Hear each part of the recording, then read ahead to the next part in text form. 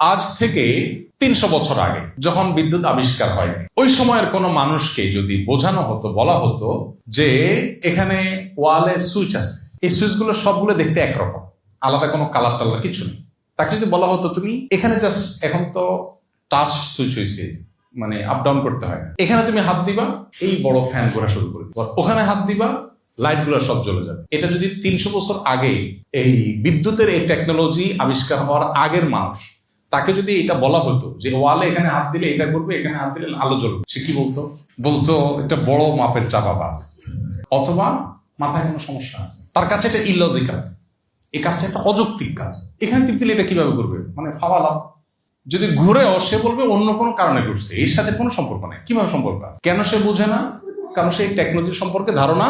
আমরা অনেক কাজ করি আল্লাহর নির্দেশে, নবী সাল্লাল্লাহু আলাইহি ওয়াসাল্লামের নির্দেশে, যেটার সায়েন্স আমি জানি না। এখন আমি সায়েন্স না জানলে যদি মনে করি না এটা কেন করব, তাহলে ওই লোকের মতো অবস্থা। আমি সব বুঝে ফেলবো এটা জরুরি না। আজ থেকে, এখন তো ভয়েস কমান্ডের যুগ, এখন ভয়েস যদি বলা হয় হাই শ্রী কলম, ভয়েস কমান্ডও লাগে না, একটু আপনি হট ফিল করছেন, এসে চলবে। তাহলে আমরা যদি কোরআন এবং হাদিসের প্রত্যেকটা নির্দেশকে আমার বিবেকে বুঝে আসছে কিনা সেই কোষ্টি পাথরে যাচাই করে করে করতে চাই, এটা হবে সবচেয়ে বড় ভুল। কারণ আল্লাহর টেকনোলজি সব আমি বুঝে ফেলবো আমার বুদ্ধি দিয়ে, এটা নট নেসেসারি। বরং না বোঝাটা, সবকিছু যে বুঝবো না, এটাই হলো স্বাভাবিক।